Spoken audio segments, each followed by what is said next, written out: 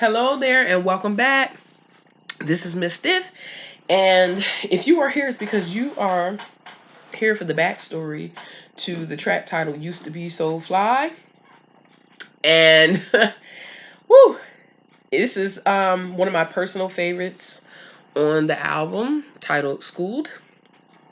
And it speaks about a couple different connections. But let me just overall summarize, because I summarized this for friends and family when I told them, like, everybody has or has had that one person that they were in their corner no matter what people had to say, no matter what people tried to do to come between. Like, no one could persuade you to go against them. Okay? Like, you stayed loyal and they facing behind their back. And when and I'm just straight up cuss, when shit got heavy and real thick, you got to see. You got to see. And that's where that audit comes in at. And what they say, real situations expose whatever. So I'm saying like that. I don't know off the top of it. I thought I could say it, but it did. The real hot and heavy stuff expose who people are. I think that's how it goes. Real situations exposes fake people or something like that. And so that first verse talks about getting burned over money. If you don't already know from previous videos I have made, and even when I gave my producer review, I got burned earlier this year out of $1,600 by the producer who I had before this album was laid. And it was a blessing in disguise, though, because he was not the correct person. And God made that very clear. And the person who made the music that is behind these lyrics did his thing. So shout out to Keith Keys on that, because I was supposed to meet that brother and he did his thing. And he made it very clear that from our first phone interview that, when he works with his clients that or artists, that he wants to be on that journey and that continuum with them. And he said the magic words in that phone interview, because that's what I thought the other producer had in mind. And he had a temporary mindset. He couldn't even see on the long term. And hey, 22 years old and you got a little bit of talent.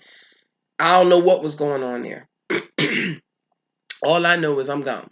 Now, as far as verse 2, oh my God, as I just already started talking about, we all had that friend that we tried too many times with, and it just ain't worked. ...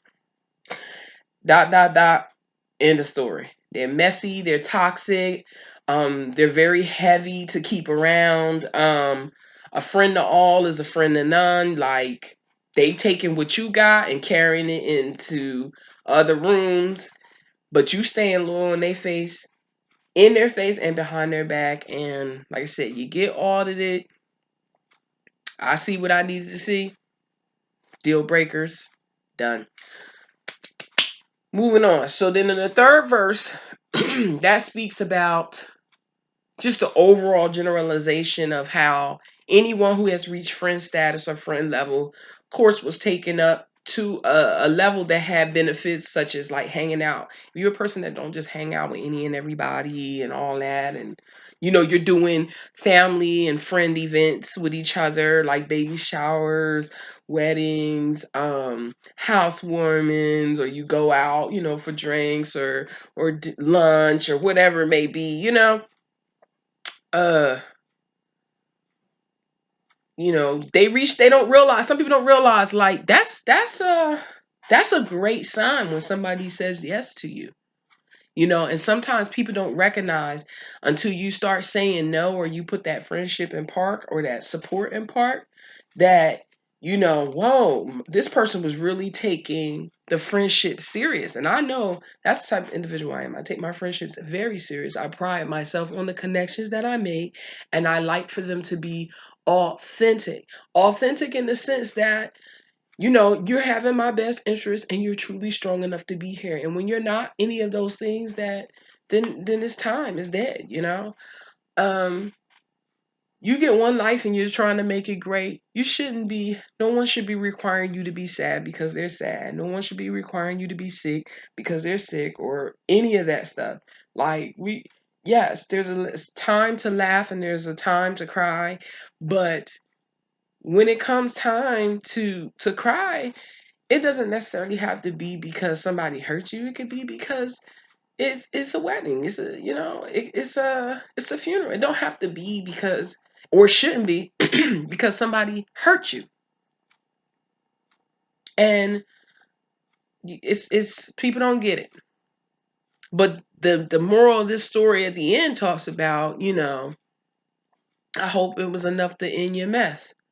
I hope that the person or these persons are strong enough to recognize that there was some good times, and when that, and let that possibility of having something good come into your life, whether it's only for a period, be enough for you to recognize, like, hey, if I really like this and I want these things to come back in my life and perhaps stay, I, as the person, you know, the person who messed up, should be able to say, like, I recognize what I did wrong and I know what I need to change, so I can keep having those positive experiences or those positive connections in my life.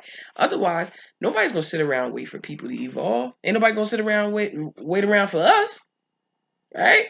So I hope you found this video useful to the backstory, as to the lyrics of "Used to Be So Fly."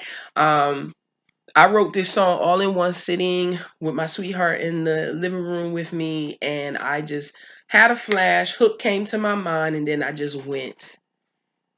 It was on, because it was a deep feeling behind it, because I had been so tired of just the same things happening to me over and over again, meeting the same types of people, and it put the fire in me, you know. And that's how I do it. I release it, you know, on paper. I get to that pen, you know. So I hope that you found this video useful and that you go back and give this track another listen, see if you notice anything different. Otherwise, to be continued. My next plan is to talk about the track Betcha. Okay. Um, Please like, share, subscribe, or comment, and to be continued.